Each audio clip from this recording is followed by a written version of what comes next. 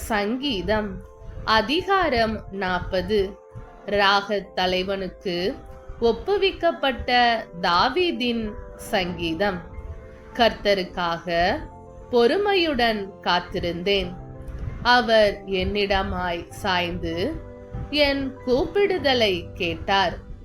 பயங்கரமான குழியிலும் உளையான சேற்றிலுமிருந்து என்னை தூக்கி எடுத்து என் கால்களை கன்மலையின் மேல் நிறுத்தி என் அடிகளை உறுதிப்படுத்தி நமது தேவனை துதிக்கும் புதுப்பாட்டை அவர் என் வாயிலே கொடுத்தார்.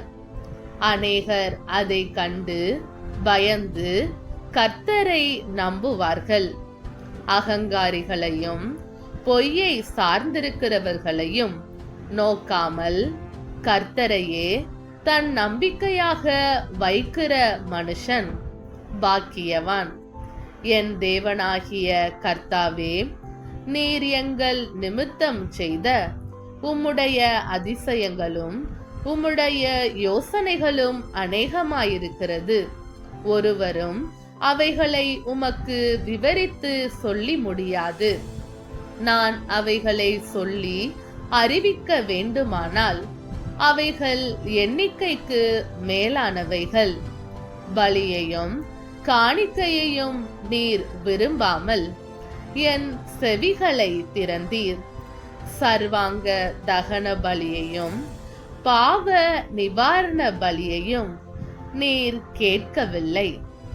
அப்பொழுது நான், இதோ வருகிறேன், புஸ்தக சுருளில் என்னை குறித்து எழுதியிருக்கிறது. என் தேவனே, உமக்கு பிரியமானதை செய்ய விரும்புகிறேன்.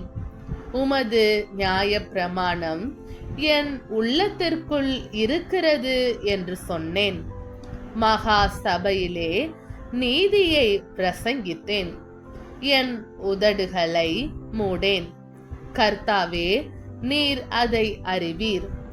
உம்முடைய நீதியை நான் என் இருதயத்திற்குள் மறைத்து வைக்கவில்லை. உமது சத்தியத்தையும் உமது இரட்சிப்பையும் சொல்லி இருக்கிறேன். உமது கிருபையையும் உமது உண்மையையும் மகா சபைக்கு அறிவியாதபடிக்கு நான் ஒளித்து வைக்கவில்லை. கர்த்தாவே, நீர் உம்முடைய இரக்கங்களை எனக்கு கிடையாமற் போக பண்ணாதேயும்.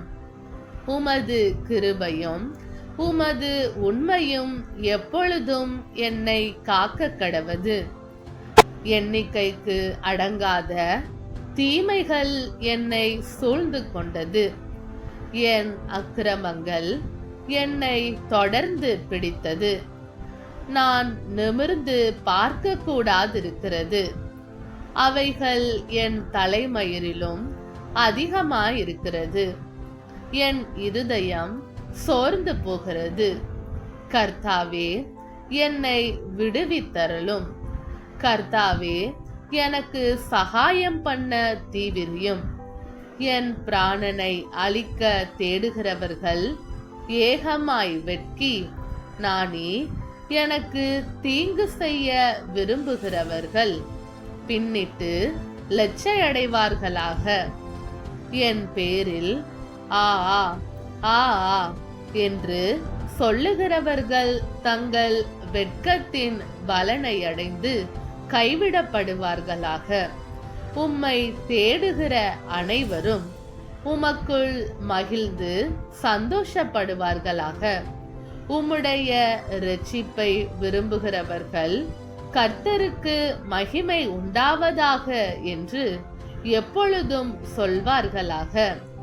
நான் சிறுமையும் எளிமையுமானவன். கர்த்தரோ என் மேல் நினைவாயிருக்கிறார். தேவரீர் என் துணையும் என்னை விடுவிக்கிறவருமாயிருக்கிறீர். என் தேவனே, தாமதியாதேயும்.